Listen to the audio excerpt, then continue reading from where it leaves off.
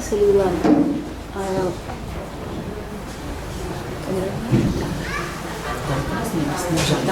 Tá. Pessoal, boa noite, tudo bem? Meu nome é Liceia. Quem já me conhece aqui? Beleza, a maioria, que bom. Meu nome é Liceia, eu sou trabalhadora aqui da Sociedade Espírita Irmãs do Fô desde 2012. Antes de trabalhar aqui, eu trabalhava num centro espírita na Bahia, onde eu morei por 8 anos. Mas o meu contato direto com o espiritismo, ele se deu mais ou menos nessa época de 2011, 2012. Então podemos dizer que eu sou uma espírita nativa, mesmo recentemente, perto de tantos outros médios e trabalhadores que estão há muito mais tempo do que eu, né? Eu tenho uma ligação muito forte com essa casa desde então, desde que eu entrei na doutrina espírita, mesmo estando em outro estado. É engraçado, engraçado e bom, né? Saber que a Irmã do Fô leva o conhecimento dela há tantos anos em qualquer lugar do mundo, inclusive fora de Minas, fora do Brasil. E é um conteúdo que tem sido disseminado cada vez mais, porque a Irmã ela foca no autoconhecimento através da aceitação das nossas imperfeições e dos nossos sentimentos. Então, todos os estudos dela, todos os livros que foram psicografados até agora aqui na casa, não só dela, mas também como o Pai João de Angola e outros espíritos que contribuem, José Inácio também contribui conosco aqui, são temas que falam sobre isso, sobre emoções, sobre sentimentos e o que isso significa dentro da nossa vida, como que a gente pode usar esses sentimentos e essas emoções a nosso favor no desenvolvimento nosso na caminhada como seres humanos. Eu estou seguindo esse livro, Jesus, a Inspiração das Relações Luminosas, de Irmãs do Fô. Nós estamos no capítulo 15, mas nós não passamos por todos os capítulos do 1 até o 15, a gente foi pulando. E até o final do ano a gente vai pular também. Nós vamos falar hoje sobre um título, Faça uma limpeza no lixo da mágoa.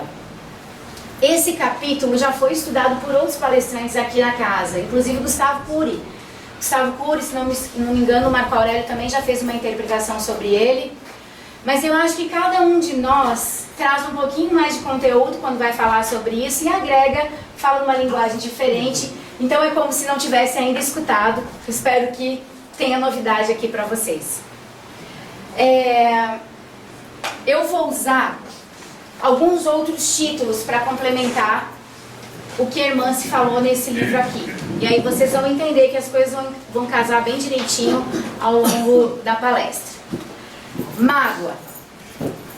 Quem aqui já experimentou mágoa? Eu tava até com medo que demoraram tanto para levantar. Falei, gente, eu vou falar com gente que nunca sentiu mágoa? O que é a mágoa para vocês, gente? O que ela significa? O que ela causou em vocês?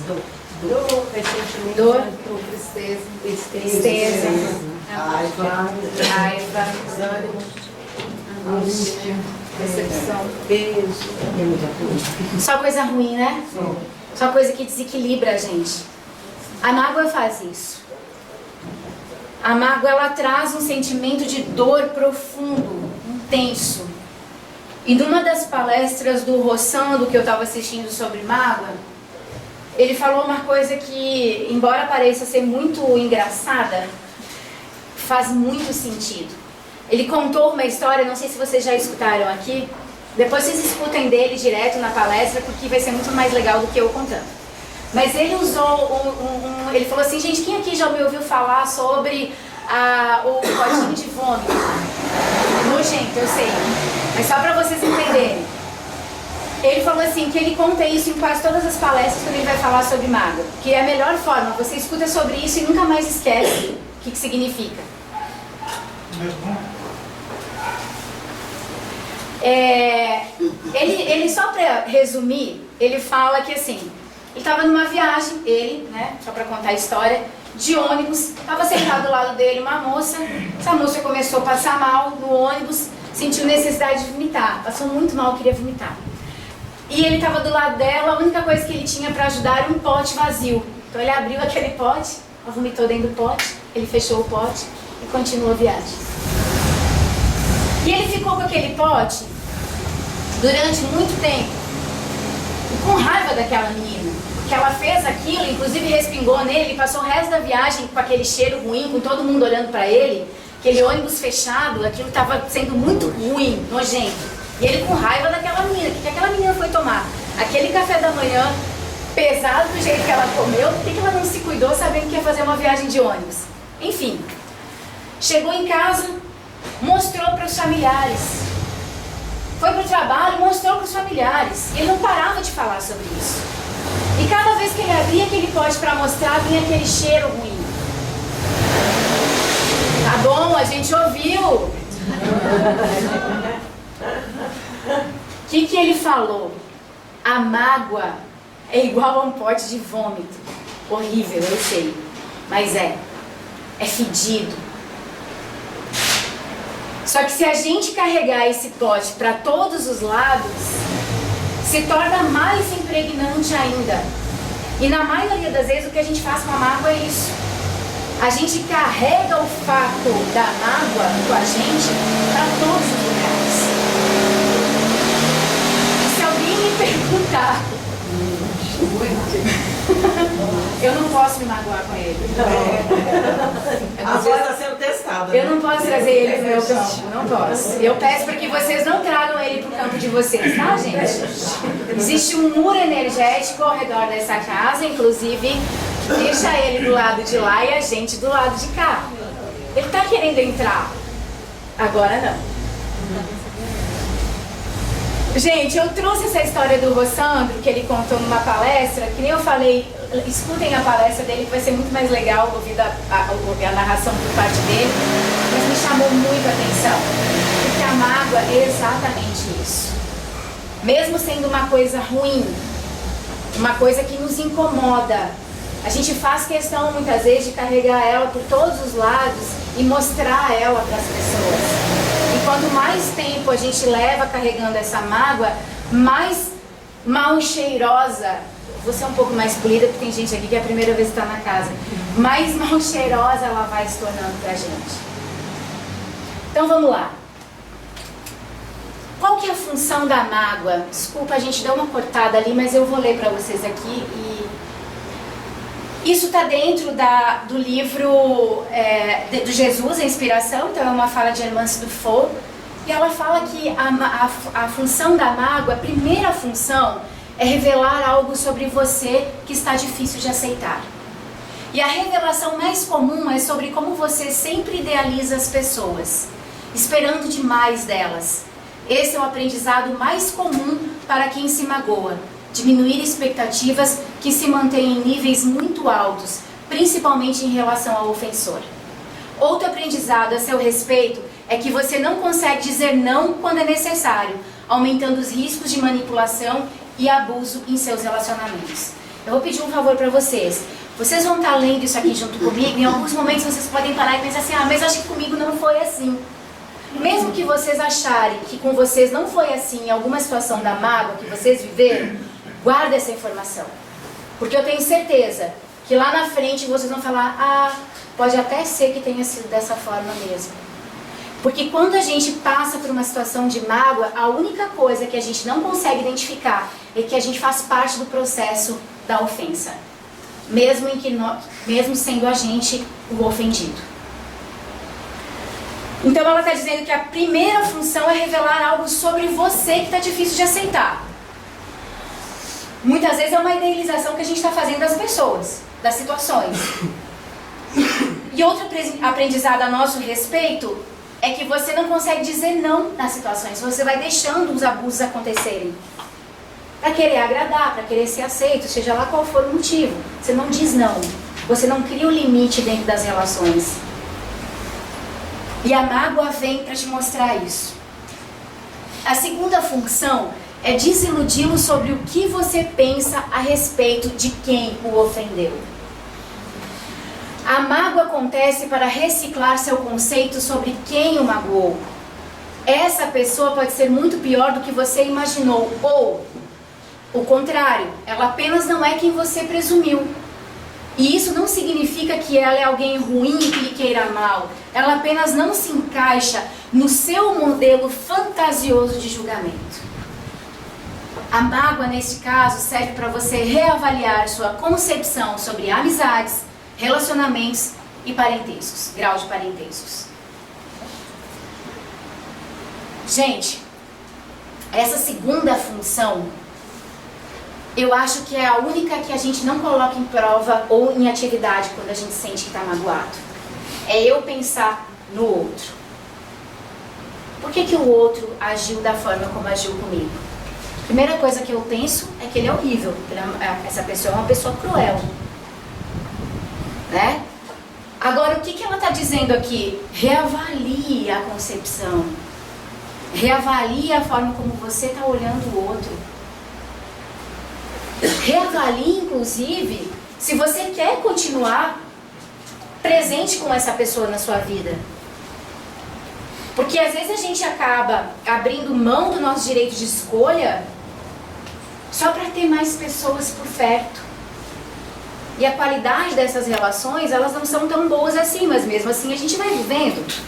Porque é bom ter gente por perto. Medo da solidão. Medo da solidão. Medo de encarar muitas vezes as coisas sozinhos, mal sabendo que às vezes até tá melhor aí, né? Não solidão por completo, mas assim, às vezes você está rodeado de um monte de pessoas e aquelas pessoas são poucas as que você pode realmente confiar. Ou se for para viver dessa forma, não coloque uma expectativa acima dessas pessoas que estão convivendo com você. Entenda o que é só amigo, entenda o que é colega, entenda o que é um parente mais distante. Eu acho que principalmente nessa relação de parentesco a gente erra muito. Porque a gente cobra demais das pessoas. Ah, porque é parente, precisa fazer. Ah, porque é parente de sangue, precisa se comportar dessa forma. Ninguém precisa nada, não. Ninguém é obrigado a nada, não. E muitas vezes a expectativa que a gente cria no outro, o outro não faz nem ideia que a gente jogou isso em cima dele. Tá só na nossa consciência. Então, para a irmã Sidufo, a mágoa tem essas duas funções. Tá claro? Ok. Então, uma delas é revelar algo sobre você e que é difícil de aceitar. A revelação mais comum é sobre como você idealiza as pessoas e como você não consegue dizer não para as pessoas dentro da relação. E a segunda vem como função para te desiludir sobre o que você pensa a respeito de quem o ofendeu. É ressignificar o que está acontecendo com você dentro da experiência da mágoa.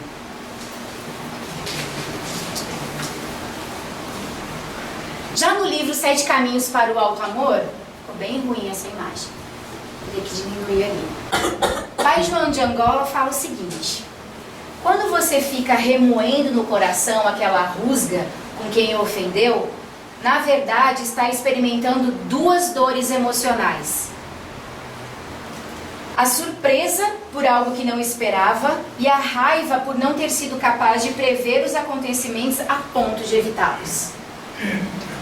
A primeira dor, que é a surpresa, tem relação com quem o ofendeu. Ninguém fica esperando ser ofendido. E ele fala, inclusive, que isso é uma postura saudável e curativa, né? Imagina se a gente vivesse no mundo assim, esperando ser ofendido o tempo todo. A gente não ia conseguir se relacionar com ninguém. A segunda tem relação com você mesmo. É um descontentamento e serve para que faça um autoexame a respeito da sua conduta nas relações com esta pessoa. A partir disso, você vai criar maior proteção nas relações. Pai João de Angola fala que uma forma de a gente nos proteger nas relações é fazer esse autoexame em cima dos nossos relacionamentos, sejam eles quais forem, tá? Aconteceu uma situação, te magoou, você se feriu, analisa, faça um autoexame. É uma forma de você tirar todo aquele milindre desnecessário que a gente coloca nas situações, de você olhar com mais maturidade para os fatos. E a partir disso, se isso for acontecer de novo, nesse nível, num nível maior ou menor, você vai saber como se comportar dentro da situação. Mas é dolorido você fazer esse autoexame. Porque quando você... Essa segunda aqui, que é a raiva, porque aconteceu... Você mesmo falou que um dos sentimentos que a gente mais percebe na hora da mágoa é a raiva. É a raiva por quê? Por que a gente sente raiva? Foi enganado. Me senti uma boba, traída, me feriram. E a surpresa, eu não esperava. Só que quase sempre, não é sempre, mas quase sempre, eu sabia que ia acontecer. Eu só não tinha coragem de agir. Eu sabia que aquela situação me pedia um movimento de mudança, mas eu não tinha coragem para agir. Gente, quem aqui gosta de sofrer? Naturalmente, a gente tem medo do sofrimento. Agora eu pergunto, quantas pessoas aqui já desencarnaram porque estavam sofrendo por alguma situação? Quem já morreu, bateu as botas por causa de sofrimento? Sofrer não mata. E mesmo assim a gente tem medo. Então a gente prefere se acomodar numa situação que não é boa, porque enfrentar essa situação vai trazer um peso, um medo muito maior, e eu não quero passar por isso. Só que quando a situação chega num limite que ela não dá mais conta e um dos lados vai se separar, volto a falar, não vamos ficar só presos em relacionamento matrimonial, qualquer um deles. O que eu falo? Eu não esperava, eu estou sofrendo, eu não imaginava. É defesa, porque lá no fundo eu sabia, não estava bom. Também não era o que eu queria. Mas eu não queria mudar. E aí lembra da questão da impermanência que a gente fala sempre nas palestras? A vida é impermanente. Se eu tiver medo de viver essa impermanência, essa mudança constante que o fluxo da vida me apresenta, eu fico estagnado. Eu não evoluo. Eu não participo das dificuldades que me fazem crescer e amadurecer. Porque eu estou sempre com medo de alguma coisa que não vai me fazer bem. Então, na verdade, esse fator surpresa em algumas situações não é surpresa. Agora, a raiva é. Só que, não vamos dizer 100% não. Vamos jogar aí uns 50%? Das pessoas, principalmente se for espírita. Você tá com raiva da pessoa? Não tô, que é isso. Eu só não concordo com o que ela fez. Aí passa 1 mês, 2 meses, 3 meses, 4 meses, a criatura não consegue olhar para a cara do outro. Mas e aí? Qual é o seu sentimento? Não, eu tô tranquila, já tá passando. E por dentro tá aquele vucu-vucu, aquele negócio ruim, que você não consegue olhar para a pessoa, nem tá no mesmo espaço do que ela. Por que eu coloquei os espíritas no meio disso? Porque a gente tem uma besteira de uma necessidade de ser santo o tempo todo. Ninguém é. Nós somos humanos. Sentimos e vibramos na mesma intensidade que todas as outras pessoas. Não é porque a gente tem um pouco mais de conhecimento extrafísico, sei lá, espiritual. Talvez a gente tenha mais conhecimento e sinta a necessidade de agir de uma forma diferente. Mas não é assim. Eu mesmo não sou parâmetro para ninguém. Quando as pessoas às vezes viram para mim e falam assim, principalmente em rede social, nossa, você é uma pessoa de luz. Eu falo, não, meu filho, eu prefiro imaginar que eu sou uma pessoa em busca da luz. É diferente. Eu sou uma pessoa em busca da luz. Eu não me acomodo diante das situações, mas sofro com elas de uma forma, às vezes, que me joga no chão. Mas no chão eu não vou passar. Estava comentando com uma amiga minha aqui no Centro Espírita recentemente, e ela me falando das dificuldades que ela estava enfrentando, depressão e ataques energéticos, e aquela coisa toda que médicos, né, a gente passa por algumas fases meio bravas aí, meio pesadas.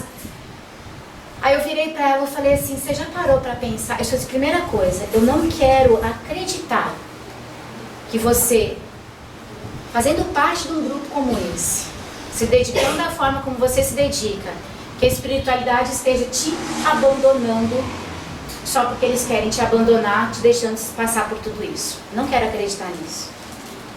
Agora, eu posso acreditar sim que a espiritualidade está deixando você passar por todo esse sofrimento, porque você ainda não conseguiu aprender o que essa situação está querendo te mostrar.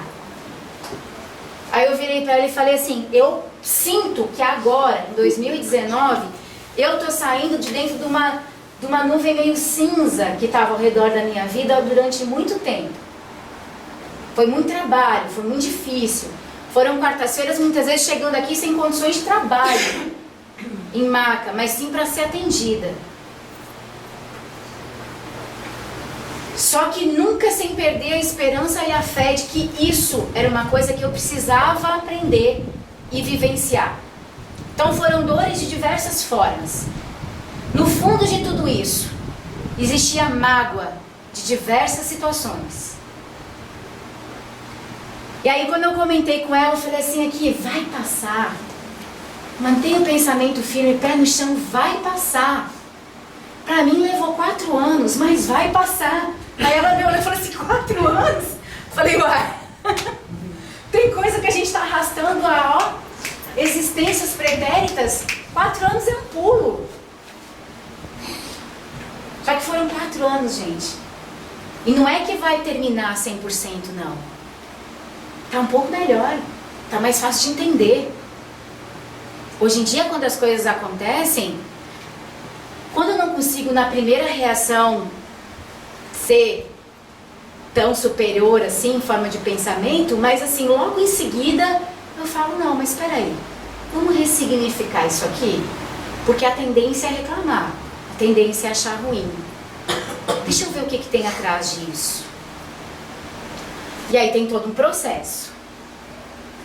Tem algumas frases que a gente vê muito na internet, que é assim, como é que é? Em mágoa parada não brota amor. Vocês já ouviram falar isso? E é isso de fato. Em mágoa, onde existe mágoa parada, não brota amor. A sua vida fica travada, as coisas não acontecem. E aí muitas vezes a gente dá a culpa para toda a equipe, todos os espíritos que podem estar atrás aí querendo fazer mal, mas não é isso. Está faltando virar uma chave dentro da gente. Para fazer essa energia fluir, a gente precisa entender qual é a função da mágoa, pôr ela para funcionar. Pode levar aí um processo dos 4 anos, não tem problema não, mas faça. Por que a irmã se fala, faça uma limpeza no lixo? Por que ela chama a mágoa de lixo? Porque é uma fonte, tudo de ruim, de energia que a gente vai. O lixo é uma coisa que a gente não usa mais, né? Na maioria das vezes a gente tem que descartar. São coisas que ou estão quebradas, danificadas, não fazem mais sentido para a nossa vida. Tudo isso a gente joga no lixo. Só que quando a gente não limpa o lixo, quando a gente não faz essa limpeza, ele vai se acumulando.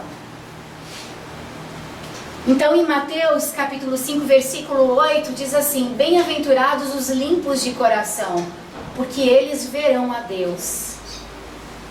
Fazer uma limpeza no lixo da mágoa é manter o nosso coração limpo dessa energia que nos faz sofrer e que condena o outro. Coloca o outro num lugar que muitas vezes ele não merece estar. Então limpar o nosso coração, tirar todo esse lixo da mágoa de dentro do nosso coração, dessa forma a gente começa a compreender e ver Deus. Na verdade, Quando ele se refere, verão a Deus, eu interpreto da forma de as coisas começam a fazer sentido. Ver Deus, para mim, é entender o objetivo, o mecanismo da vida que faz com que cada coisa aconteça dia após dia. É aceitar, é conviver pacificamente, é entender esse universo maravilhoso que tem ao nosso redor. Isso para mim é ver Deus, porque ninguém vai ver Deus. A gente precisa sentir Deus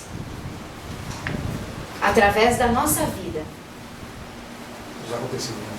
De todos os acontecimentos que acontecem. Você falou que a pessoa não merece estar. Às vezes a pessoa não consegue estar. A gente põe expectativa em cima, né, que a pessoa não consegue estar. Às vezes ela até merece. Eu acho que não consegue. O merece entra no nosso julgamento, né? Subjetivo. E você sabe o que acontece, gente? É quando a gente não faz a mínima ideia do que se passa dentro do outro, sabe? Ninguém sabe o que passa dentro do outro. O que fez o outro se comportar daquela forma. A gente pode imaginar, mas a gente não sabe 100% o que está passando dentro do outro.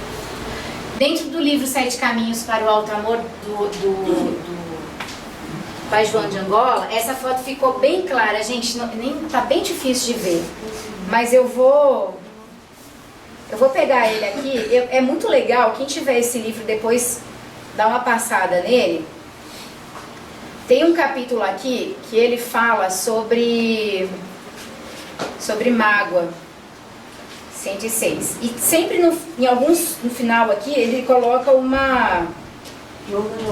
organograma. Isso facilita muito o estudo e o entendimento. Quer ver? Deixa eu ler aqui pelo livro que vai ser mais fácil. 106. Função luminosa da mágoa. Então, no primeiro quadro ali em cima, ó, então, função luminosa da mágoa. O primeiro quadro ali está escrito assim: desenvolver maior proteção para você nos seus relacionamentos. E aqui indica que sua relação com a pessoa não está adequada. Ele desce aqui no meio e coloca o seguinte: rever posturas para evitar emoções mais comuns na mágoa. Quais são as emoções mais comuns na mágoa? Surpresa, que tem relação com quem ofendeu e você não esperava ser ofendido. Raiva tem relação com você mesmo. Você fica descontente com a situação na qual está. E aí ele desce para estar sendo chamado a ter mais cuidado com a sua segurança. Não permitir abusos, submissão e lesões emocionais, morais ou materiais. Examinar sua reação e seu querer que o expuseram a ser magoado. E no final, promove as melhores condições de defesa pessoal na vida de relação. Ou seja, você vê que nesse organograma ele coloca toda a leitura do que está acontecendo para esse olhar para dentro de nós. Ah, mas e o outro? O outro é o outro. É o que eu estou dizendo para vocês aqui. Eu não sei o que levou ele a fazer isso. E nem você, no fundo, sabe. Que está no meio da história. Então deixa o outro com o outro. Cuida de você. Faz essa análise. E uma coisa aqui, gente, da raiva, que eu acho que é muito importante. Quando a gente faz uma limpeza, o que a gente faz quando a gente vai limpar uma casa? A gente levanta tudo, né? Primeiro a gente desorganiza tudo para poder fazer a limpeza. Depois que está tudo limpinho, a gente coloca de volta tudo no lugar. Com a limpeza da mágoa é a mesma coisa. Só que para poder fazer essa limpeza direito, quando eu movimento tudo isso, eu tenho que ser muito sincero com o que eu estou sentindo. É aquilo que eu falei antes. Não dá para florir o que eu estou sentindo. Se eu estou sentindo raiva, é raiva. Fala. Eu estou com raiva.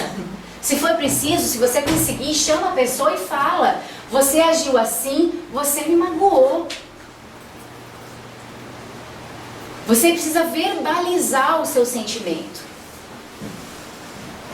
Porque se você ficar só escondendo isso e tentando entender dentro de você, isso vai virando uma usinação energética em torno do assunto.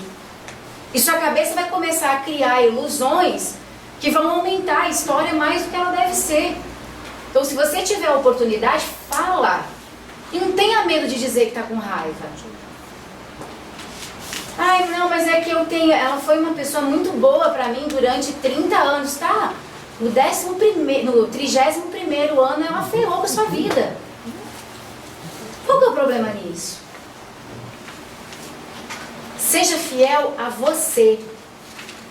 A limpeza, ela começa quando você tem coragem de expressar o seu real sentimento, sem se importar com o que os outros vão pensar sobre isso. É você com você mesmo. Tranquilo? Ok. Que pena que esse quadrinho ficou ruim. Mas é isso aí.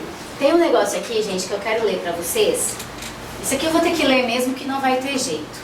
Antes da gente entrar na ofensa, no livro Emoções que Curam, tem um capítulo que fala sobre relações afetivas tóxicas. Eu vou ler, porque é um diálogo, mas ele exemplifica muito bem tudo isso que a gente está falando até agora, através de um exemplo muito prático. E aquelas pessoas que se identificarem ao longo da narrativa, por favor, façam bom uso do desfecho do que vai acontecer aqui. Então prestem atenção. As tarefas noturnas no Grupo Espírita Servidores da Luz iniciaram pontualmente às 20 horas. Os médiuns faziam o serviço de preparação mental, enquanto no salão a palestra era iniciada com a presença de 150 pessoas aproximadamente. As fichas para o tratamento espiritual de saúde haviam sido previamente distribuídas e a equipe espiritual estava igualmente em sincronia com o trabalho. Os atendidos no plano físico começavam a ocupar as salas onde se encontravam dispostas várias macas para o serviço de amparo.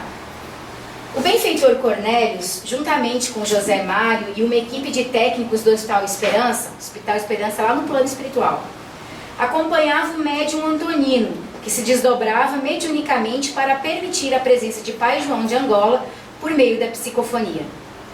Na maca estava deitada uma mulher de seus 40 anos. Pai João a abordou.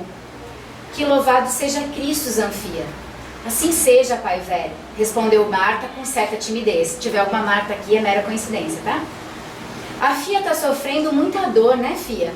Estou sim, e já respondeu aos prantos. Chora, Finha, chora, isso vai te fazer bem. Alivia seu coraçãozinho. Eu não estou aguentando mais, pai João. Tenho vontade de morrer, de acabar com tudo. Nego sabe, Fia. É muita dor. O que será que eu fiz em outra vida para merecer isso? Será que isso nunca vai acabar? São passados 5 anos e parece que cada dia estou pior. E agora, além de tudo, também estou doente. O que eu faço? E chorava descontroladamente a sofrida mulher. Fia, isso se chama vida travada. Falou pai João com muito humor, como sempre lhe é típico. Nossa, pai João, só o senhor para rir disso. Tem que rir, Fia, senão como que aguenta? Eu sei, mas não estou dando conta. Só se o senhor me ajudar, porque a minha vida travou com força. Agora estou desesperado. É a garganta, né, Finha? O diagnóstico pode ser muito ruim. O médico disse que tem uma estenose de traqueia. Foi encontrado um cisto. Não sabemos se é maligno. Estou morrendo de medo, preto velho. Muito medo. Fala um pouquinho do caso pro nego. Foi o Carlos, pai João. Depois de tantos anos de união, olha o que ele me fez. Dei-lhe apoio, segurei a onda na vida financeira quanto pude. Ele se formou como médico e depois de tudo, o que ele fez? Foi viver a vida dele, né, Fia? Pois é, olha que injustiça. Injustiça? Por quê? Claro que é injustiça. Depois de tanto que dei a ele, como é que ele me responde? O que Fia esperava que o Carlos fizesse? Amor, amor eterno. E que foi que o Fio lhe deu? Infidelidade e indiferença. O Fio prometeu alguma coisa para a Fia? Nunca. O Senhor acredita que por várias vezes eu tive que ameaçar para que ele ficasse comigo? Olha que amor lindo, romântico, né? Todo mundo sonha com amor desse. Ele me deu muito trabalho. Mudei toda a minha vida e deixei muita coisa de lado para que ele subisse na vida. Fiz muitos sacrifícios. Anulei-me. E então, valeu a pena? Mas de jeito nenhum. Olha o que eu recebi em troca. Estou doente. Sinto-me sufocada por uma dor profunda. Não consigo desligar disso mesmo depois de tanto tempo. Perdi o interesse até de viver, meu pai. Fia, deixa a nego explicar uma coisinha a Vosmecê. Vosmecê quer mesmo me orar? Claro que sim. Cansei, pai. Que bom ouvir isso. Então, escuta só. Quando uma pessoa tem uma doença muito brava e cresce um cisto nocivo em seu corpo, o que tem que ser feito? Uma cirurgia para retirar. Foi o que aconteceu com Vosmecê, Musanfia. Como assim? Ainda não passei pela cirurgia. Nem sei se vou precisar. Talvez eu morra antes disso. Olha o drama, gente. Esse drama dá vontade de fazer assim, ó, pá, pá, pá. Acorda, criatura. Mas é a gente, no momento do sofrimento, a gente age assim. Se vitimizando. Se vitimiza. Olha só, eu posso morrer antes disso. Ok. Imagina, gente. Eu fico imaginando a espiritualidade do outro lado. Ouvindo tudo isso, ela não, vamos lá, Jesus, paciência, me ajuda, porque eu tenho que ajudar essa pessoa. Morro antes disso, o que não seria ruim, porque não dá mais para viver do jeito que estou. A Fia arrancou um cisto emocional com essa decepção, o cisto da ilusão. Ainda estou sem entender. Qual foi o sentimento que mais te atormentou o tempo todo durante este relacionamento? Raiva, pai João. Eu sei que é um pecado, mas tenho que confessar ao Senhor. Nunca passei tanta raiva na vida. Por fim, nos últimos anos de minha vida com ele, acho que senti mais raiva que amor. E o que a Fia fazia com sua raiva? Engolia em nome do amor. Passava por cima muitas vezes. Deu vontade de acabar com tudo, sinceramente. Que é coisa mais doentia do que interpretar o amor dessa forma? E por que não acabou, Finha? Porque eu acreditava que conseguiria mudá-lo com o tempo. Essa era a doença, Fia. O cisto estava aí. Querer mudá-lo? Sim. Essa é uma doença do amor que é contaminado pelo nosso egoísmo. Uma doença muito severa. O Senhor está querendo dizer que eu jamais conseguiria mudá-lo, nem fazer com que ele gostasse de mim? Eu estou dizendo que ninguém consegue isso. Essa é uma das maiores ilusões do nosso modo de amar. E por conta disso, a maioria de nós se abandona para conquistar o amor do outro. Deixa de amar para ser recompensado com mimos e migalhas do carinho alheio. Por conta disso, muitas pessoas acabam sendo manipuladas, abusadas e agredidas. Pelo amor de Deus, explica isso melhor para mim. É assim então? Como a Fia se sente hoje, depois de 5 anos de separação? Triste, infeliz e com muita mágoa no coração. Sonho com ele todas as noites e agora estou doente do corpo também. E o que a Fia vem atribuindo toda essa dor? Pai João, eu posso estar errada, mas vou ser sincera com o Senhor. Para mim, isso tudo foi macumba da amante. Priscila era minha amiga, Pai João.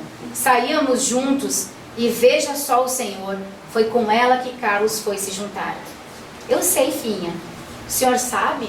Sabe como? Sua mãezinha querida está aqui, me contando tudo. Dona Amélia está com a mão na sua cabecinha. Pega aqui na mão de nego velho e sente a mão dela, Musanfia. Marta chorou copiosamente por alguns instantes sem conseguir dizer uma palavra. Contenha-se um pouquinho, ela vai falar com Vosmecê. Pai João, como se diz entre os médiuns, subiu e Amélia assumiu a palavra por meio de Antonino, segurando as mãos da filha deitada na maca. Tá terminando, tá, gente? Não. Filha, Deus te abençoe. Mãezinha, mãezinha. Fica calma, minha filha. Esse é um momento de muitas bênçãos. Eu recebi seus pedidos, sempre ouvi suas preces sentidas por esses últimos anos. Nunca disse nada, porque tudo tem seu tempo. E chegou a hora, Marta, a hora do despertamento. Abra seus ouvidos espirituais. Pare de chorar agora e me ouça. É hora de amadurecer, minha filha. 40 anos. Pai João disse tudo. Você foi operada. O cisto da ilusão de ser amada foi arrancado. E isso dói mesmo. Sua mágoa é justa, considerando o comportamento de Carlos. Porém, ele nunca te prometeu nada. Vou ser dura para seu próprio bem. Você comprou ou supunha ter comprado o amor dele com mimos, dinheiro e sacrifício. Carlos caiu em uma armadilha e, diante dos interesses dele, que não poderiam ser resolvidos de outra forma, aceitou seu apoio. Entretanto, ele sempre esteve dividido internamente entre sua cooperação e o amor que você esperava dele. No fundo, o abandono não foi dele, foi seu. Você desistiu de si mesma para abrigá-lo. Você se esqueceu em troca de um amor que nunca existiu. Quando ele foi embora, não deixou uma carta? O que ele disse na carta? Vamos, me responda e não chore, autoridade mãe, né? Ele disse que me seria eternamente grato, mas que não me amava. Ele foi sincero. Seria melhor se ele lhe dissesse isso logo no início da relação. Porém, você sequer lhe deu a opção de ser honesto. Você fala em vida travada com o pai João e atribui a Priscila a causa de suas lutas. Como tem coragem de dizer isso? Priscila nunca pressionou o Carlos. Ela respeitava a união de vocês e não aceitou o convite dele para o adultério. É uma mulher que não queria um amor em migalhas e recusou a infidelidade. Foi por ela ser uma pessoa íntegra e que se respeitava que ele se encantou. Eu sei que é duro ouvir, mas sou mãe. Fique quieta e me ouça. Você já sofreu demais com tudo isso. Chega. A cirurgia da ilusão tem por objetivo o amadurecimento, a libertação. O que sua mágoa quer lhe mostrar com toda essa dor é que você também é responsável por tudo que aconteceu. Se Carlos foi infiel, você foi cruel, controladora, serviu e travou o seu caminho e o dele. A separação não só o libertou, como foi também uma porta para a sua alforria.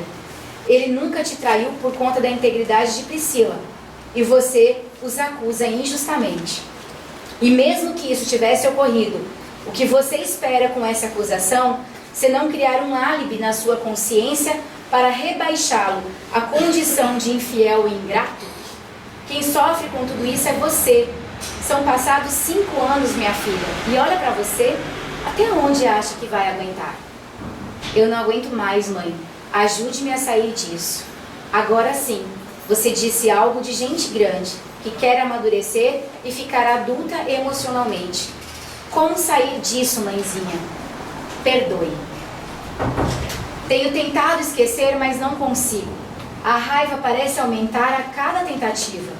Eu não consigo sequer olhar para o Carlos. Acho que não é raiva, é ódio. Perdoar não é esquecer. E o perdão não é para o ofensor. A relação só pode ser reexaminada depois dos cuidados com a ofensa. Perdoar é olhar para a dor da ofensa e perguntar qual a minha parcela de responsabilidade para ter merecido essa dor. Nossa, mãe, que pergunta cruel. Quer libertar-se? Responda isso agora para mim.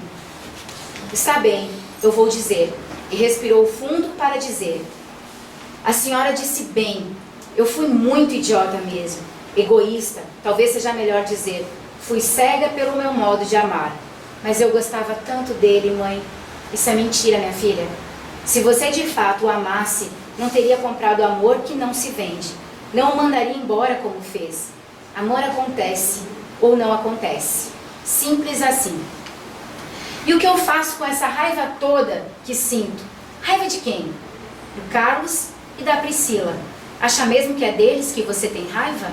Sei lá. O que a senhora quer dizer? Minha filha, todo melindre, ofensa e vergonha são sentimentos que deslocamos para os outros, porque é mais fácil fazer assim. Criou-se uma cultura nesse assunto de que existe ofensor e vítima. Entretanto, quando magoados, estamos em verdade com muita raiva de nós mesmos, por não conseguirmos ou por não sabermos nos defender de alguma situação que nos agrediu. A função da raiva é essa, nos proteger de ameaças, indicar que algo não está nos fazendo bem e que precisamos rever este acontecimento. Ouça com atenção sua raiva e você perceberá que desde o início dessa relação, ela te chama para rever sua postura egoísta e de fato fazia muito mal, antes de tudo, a você. Acredito sim, mãe, raiva de mim, faz sentido e agora me deu conta disso. Vontade mesmo é de me matar, sabia? Não adiantaria, a raiva continuaria do lado de cá. Mesmo? Sim, Ainda com o risco de você se tornar obsessora de Priscila e Carlos. Perdão é isso. Olhar de outro jeito para tudo que aconteceu. Pai João vai lhe ensinar o que está acontecendo e como você pode resolver esse seu momento. Lembre-se sempre de mim, minha querida. Estarei sempre contigo. E aí eles seguem aqui com a conversa do Pai João e o desenrolar do tratamento dela. Gente, isso é uma narrativa verdadeira. Isso de fato aconteceu. Isso a gente vivencia quase toda semana, não só aqui dentro do centro espírita, mas acontece que tem várias igrejas católicas aí em que os padres devem ouvir diversas confissões, principalmente de mulheres amarguradas dentro dos seus relacionamentos, que culpam os maridos, os filhos, ou seja lá quem for, pelas suas insatisfações e infelicidades na vida. Por coisas que elas se sentiram obrigadas a abrir mão pela vida de outras pessoas e que agora elas percebem que precisam reviver alguma coisa que foi deixado para trás, mas não sabem de fato como fazer. Por que eu falo mulher? Porque a mulher é que tem a tendência em se negar mais no meio das relações. Trabalho. Não só nas relações amorosas ou de família. A gente sempre acha que a gente pode dar conta de assumir mais uma coisa, fazer mais um pouquinho, ir além, ajudar mais não sei o quê, e a gente vai se anulando, vai se anulando, vai se anulando, vai se anulando. E aí quando alguém faz alguma coisa que quebra a nossa expectativa, ou tira a nossa ilusão diante daquela situação, que a gente imaginava que estava acontecendo, vem a mágoa. E como ela fala aqui, seguido de uma raiva. Só que a raiva a gente transporta para o outro. A gente não entende que a raiva é de como que a gente deixou isso acontecer conosco. Vocês já sentiram isso? Vocês já conseguiram perceber dentro do processo da mágoa uma raiva que é sua? É por que eu deixei acontecer? Eu já sabia que era assim. E eu deixei acontecer. O que você falou, Renan? Remorso. Remorso? Arrependimento. Um arrependimento muito grande. Só que ele deu a dica ali dentro desse diálogo. Qual é a única forma que faz com que a gente se livre da mágoa? Perdoando. E é fácil perdoar? Não. Eu vejo as coisas num processo que é mais ou menos assim. Primeiro a gente identifica a mágoa. Depois a gente faz essa leitura, esse exame para ver o que foi que aconteceu, onde é que eu abri uma brecha para acontecer e tudo mais. Depois vem a condição de perdoar. Eu acho que a gente não consegue ter condições de perdoar sem fazer essa leitura antes. E sem sentir isso tudo mesmo. Sem fazer essa faxina, né? De pôr todo mundo, tudo pra cima primeiro, bagunçar tudo. Sair com vômito. Sair com a caixinha de vômito por aí. Pra entender isso. Tá faltando ali em cima, gente, mas tá dizendo assim: perdoar é examinar onde você falhou para permitir que alguém o ferisse tanto. Olvidai o mal que vos hajam feito, e não penseis senão numa coisa, no bem que podeis fazer. Evangelho segundo o Espiritismo, capítulo 10, item 14. Antes de tudo, perdão é achar a saída da dor emocional que a atitude do outro criou em seu coração. E isso só se consegue quando você entende qual a sua parcela de responsabilidade no que aconteceu entre você e o seu ofensor. Nas relações humanas não existe ofensas unilaterais. Existe corresponsabilidade para que as mágoas ocorram no relacionamento. Dar o perdão parece ser o gesto mais necessário nos relacionamentos humanos e significa, antes de tudo, verificar qual a porta que você abriu para a entrada da ofensa.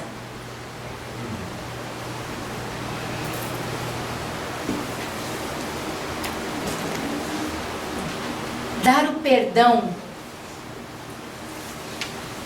parece ser o gesto mais necessário nos relacionamentos humanos. Só que você só consegue perdoar quando você entende onde está a sua parcela de culpa dentro dessa mágoa que você está carregando. E nós somos egoístas, nós somos melindrosos, nós somos orgulhosos. E a gente gosta de sofrer, gente.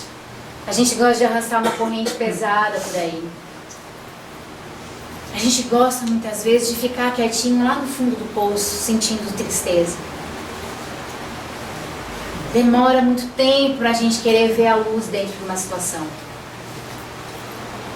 Porque enquanto eu tô me sentindo vítima, eu sou a vítima.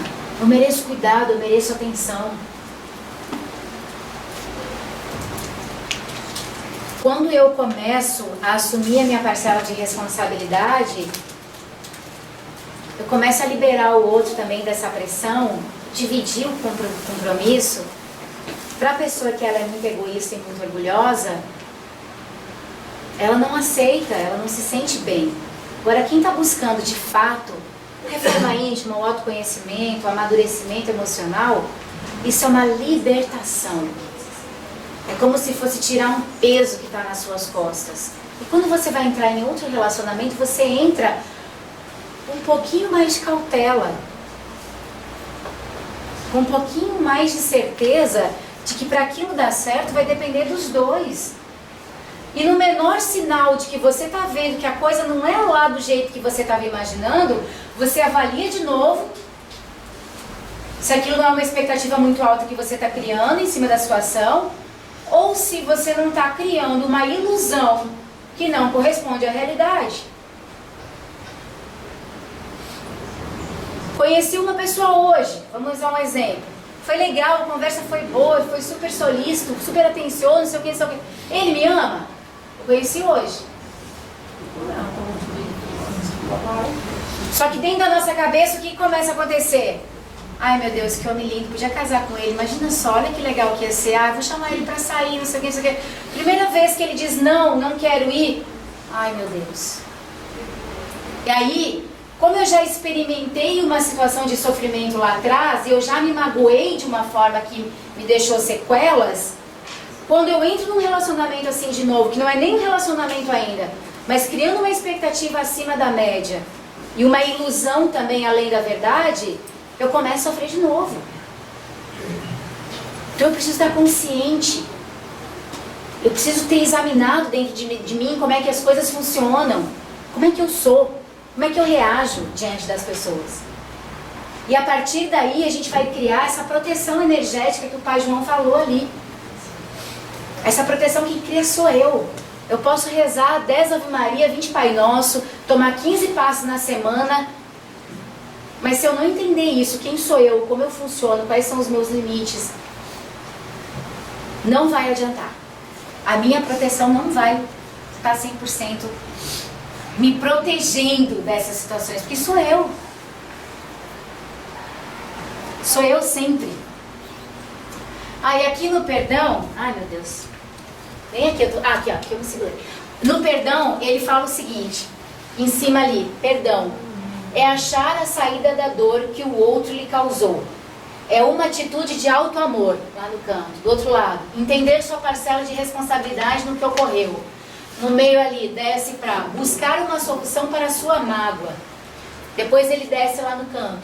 Aceitar a ofensa como aprendizado. Verificar que porta você abriu para a ofensa entrar. Absorver e se desvincular do problema. Depois ele desce ali para o canto. Manter o desejo sincero de crescer e desenvolver o amor legítimo. Verifique suas expectativas, pois não existem ofensas unilaterais. E aqui no canto, precisa examinar as razões dessa dor em você mesmo. E no final, perdoa a si mesmo e ao outro. Então esse organograma é como se assim, se você seguisse passo a passo, você vai conseguir perdoar. Fácil, depois se vocês quiserem copiar e levar pra casa, põe embaixo do travesseiro, sei lá. Tá ali, ó, esse organograma. Tá nos 7 caminhos para o alto amor. Aqui, ó.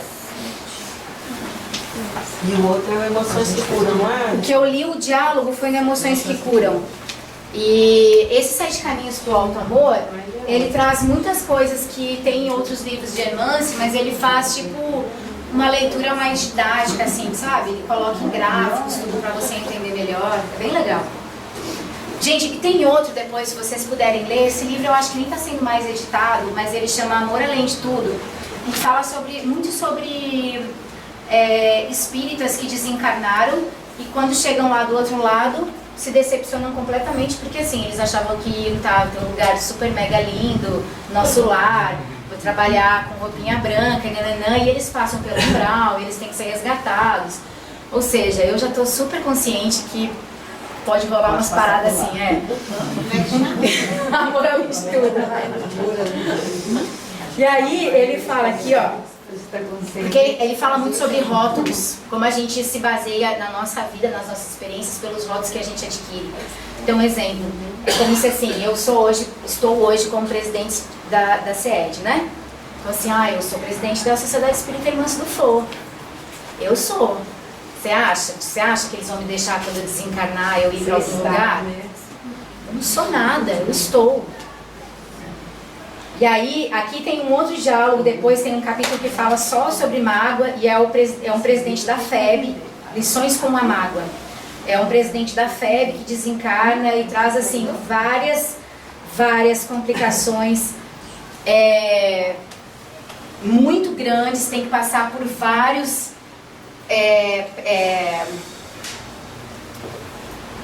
oficinas, e leva, assim, tipo, uns 20 anos para conseguir começar a ser atendido pela espiritualidade. E o cara era presidente da FEB, a Federação Espírita Brasileira. Então, assim, os nossos títulos não querem dizer nada. A gente sabe disso, né, gente? Acho que a cobrança é até maior, né? Cobrança é até maior, a cobrança ela é maior para quem quer ser perfeito, né, gente? Eu não tenho pretensão nenhuma de ser perfeita. E falo isso o tempo todo, em todos os momentos, né, Cris? A Cris acha que eu sou perfeita, mas eu não sou, né, Cris? Maravilhosa. Senão você escraviza e está atendendo a expectativa do outro sempre, deixa de ser você. E você cria uma ilusão sobre você. Porque aquela máscara, aquele título, você começa a achar que aquilo é verdade. Aquilo se torna mais que você. E é o que eu falo, gente, tipo assim, ser de luz nem aqui, nem na Conchinchina, um ser buscando a luz, sabe? O segredo é se desiludir. Muito e não é me menosprezar ou fazer pouco caso da minha evolução, não é. Eu tenho plena consciência de tudo que eu já evoluí. Eu tenho plena consciência do que foi algumas experiências minhas passadas, que já foram inclusive reveladas, que formaram o que eu sou hoje. Mas o processo ainda é longo, sabe? E eu acho que assim, o importante é não perder as oportunidades. Eu vou passar um videozinho para vocês agora que fala sobre esse poder do perdão. Gente, é uma das coisas mais fundamentais que existe. Saber perdoar diz muito mais respeito a nós do que ao outro. Porque se você for perdoar esperando que o outro te peça desculpas, esqueça. Que você vai sofrer mais ainda. Quando você faz o movimento do perdão, você faz pra você. Você se liberta do peso do mal que o outro te causou. Independente da reação que ele vai ter. O movimento é seu. É a escolha que você faz. E aí eu volto a dizer, vem do entendimento de você não sabe o que estava passando na cabeça da pessoa naquele momento. Lembram do diálogo que eu acabei de ler? Ela sabia, quem que ela tinha raiva? Da tal da Priscila e do Carlos. A Priscila merecia? Na cabeça dela, ela merecia. Mas na história, de fato, ela não merecia. Mas é mais fácil a gente achar pessoas pra gente culpar, né? Mas vamos lá. O poder do perdão. Achei isso aqui bem intenso. Eu não sei, tá em legenda, tá, gente? Eu vou pôr, depois se alguém não conseguir ler, a gente explica.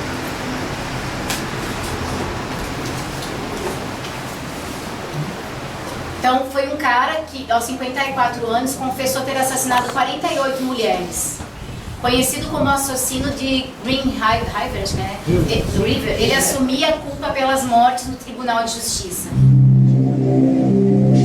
On November 5, 2003, all doubt of Ridgway's guilt was erased. Tá dando pra ver? He pleaded guilty to the murders of 48 women. Aqui, ó. He made a deal to cooperate with the prosecution to provide more information on his victims and the whereabouts of their remains. In doing so, he avoided a trial and possible death penalty. Mr. Ridgway, how do you plead to the charge of aggravated murder in the first degree as charged in count 1 for the death of Wendy Lee Caulfield? Guilty. How do you plead to the charge of aggravated murder in the first degree as charged in count 2? Guilty. Guilty. Guilty. It's like he didn't have any remorse at all for what he had done. You know, he killed so many people, he didn't remember who they were, what they looked like. I just couldn't believe that somebody could kill all those people and not remember them. Neither could the angry relatives of his victims, who were invited to speak in court when Ridgway was sentenced to life without parole on December 18, 2003. You had said your memory, when it comes to all of the women you took, was gone. Our memory is not. In your words, you said that they didn't mean anything to you, but she meant everything to us. She was a mother, she was a wife, she was a sister, and we miss her. Gary Ridgway sat there stone-faced as victims' relatives damned him and mocked him. He's an animal. I wish for him to have a long, suffering, cruel death. He's gonna go to hell, and that's where he belongs. But then the emotionless facade finally cracked when the father of one of his victims appeared to surprise him with a dose of human kindness. Mr. Ridgway, there are people here that hate you. I'm not one of them. You've made it difficult to live up to what I believe, and it is what God says to do, and that's to forgive. You are forgiven, sir.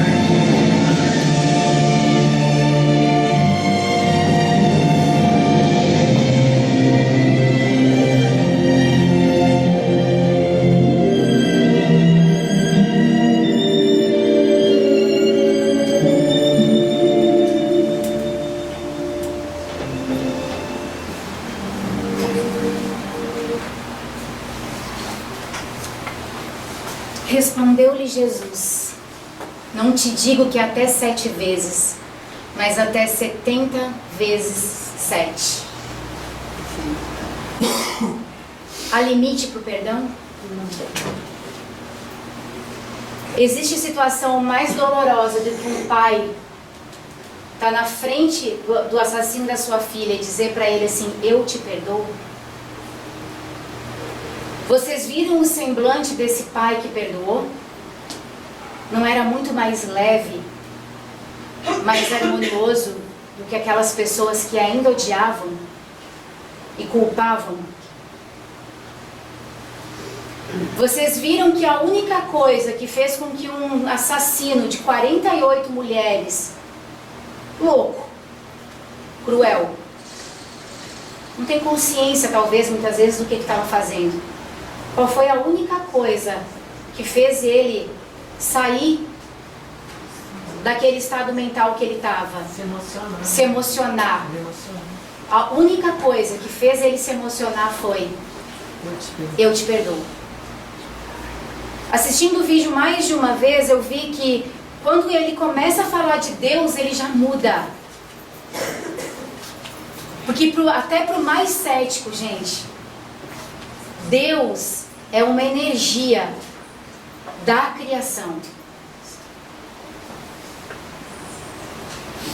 Eu não devo temer a Deus.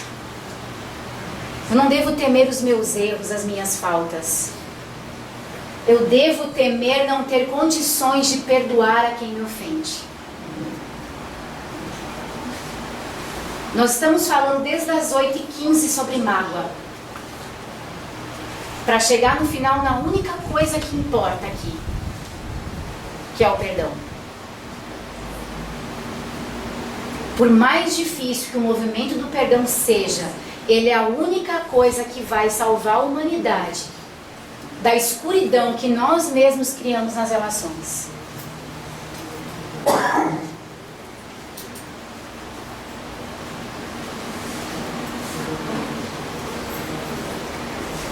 Antes de mais nada, André, modifiquemos o conceito para transformarmos em legítimos elementos de auxílio aos espíritos sofredores, desencarnados ou não. É-nos imprescindível compreender a perversidade como loucura, a revolta como ignorância e o desespero como enfermidade.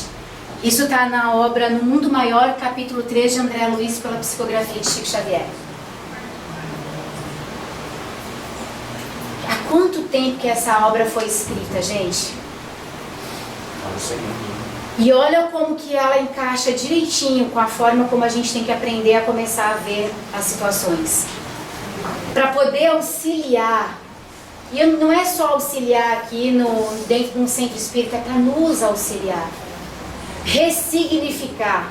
Trazer um conceito novo para aquilo que a gente adquiriu dentro de uma sociedade que implantou dentro de nós conceitos que talvez naquela época faziam sentido. Agora a gente precisa ressignificar. Perversidade como loucura, a revolta como ignorância e o desespero como enfermidade. É mais humano dessa forma. Eu trouxe aqui um texto, terminando já que o pessoal está preparando para o passe, só mais 5 minutinhos a gente termina. Gente, mais 5 minutinhos, tá? Esse texto foi uma psicografia minha há um tempo atrás. No início eu não entendi direito o que ela queria dizer, porque é um espírito que eu não tenho muita afinidade, mas veio com tanta intensidade, uma carga emocional tão grande, que hoje faz sentido para mim o que foi dito aqui.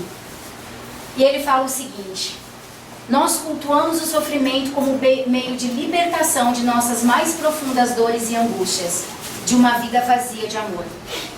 Buscamos no mais íntimo do nosso ser revelar a grandeza de um homem forte através das dores que ele é capaz de suportar.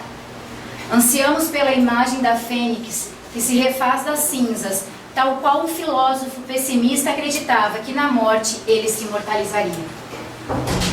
E neste culto sombrio descabido, marcamos o nosso território e todos aqueles que acreditamos precisar seguir o mesmo caminho para atingir a libertação.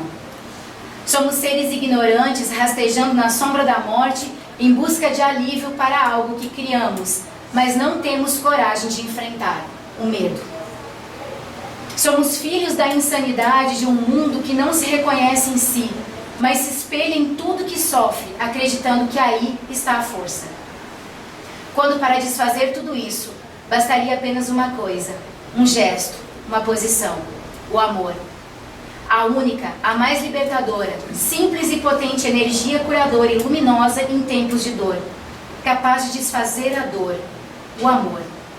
Sinta o amor, construa o amor, renasça o amor e o medo se desfaz e sofrer já não terá mais sentido em nossas vidas. Sair da escuridão é enxergar com os olhos pacientes as transformações que o amor é capaz de operar em cada um de nós. Sendo capaz de ver individual, seremos capazes de ver total. É forte, é intenso, mas é verdadeiro. Tem tudo a ver com aquilo que a gente falou até agora.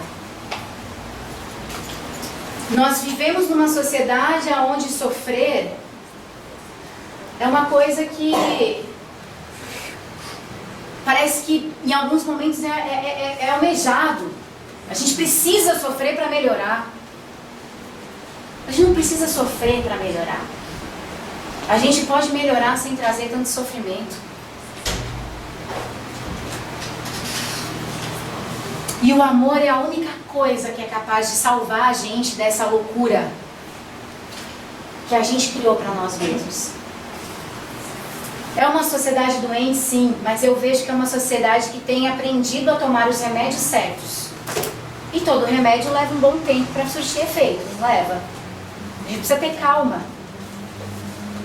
mas tem que ter muita persistência. E aí, mais uma vez, perdeu lá.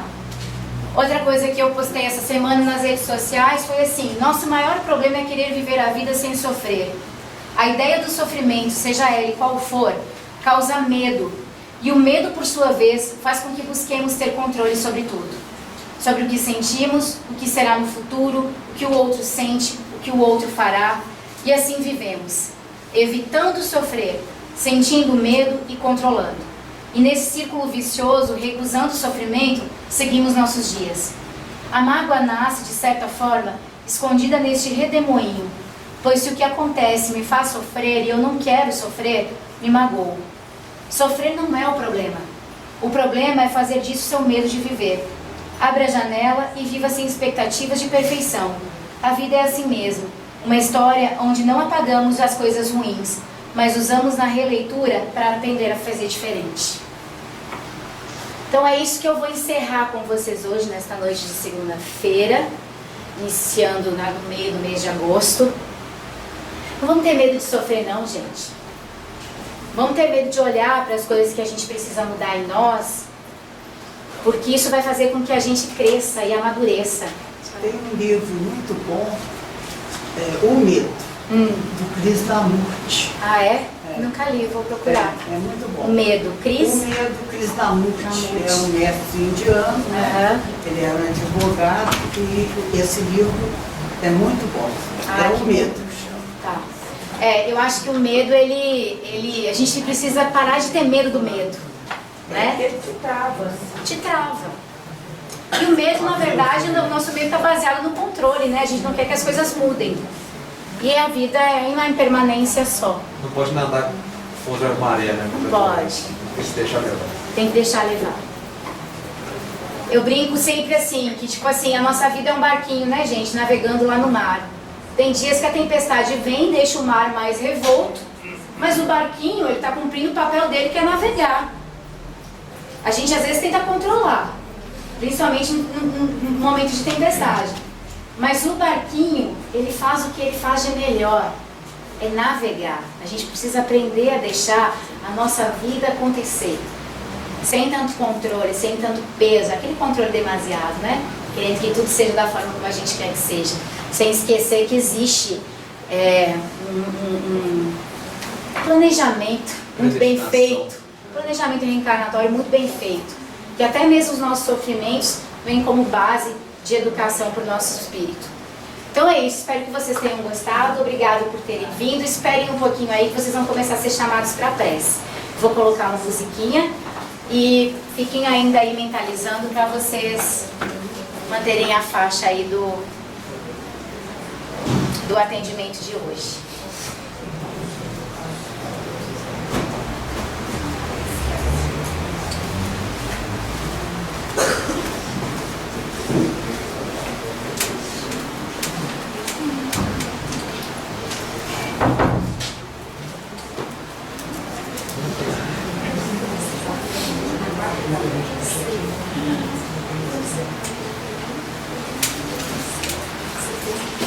Eu estou aqui para dizer que se você é o único dono da sua empresa, pode ter suas contas PF, PJ no banco original e no seu aplicativo.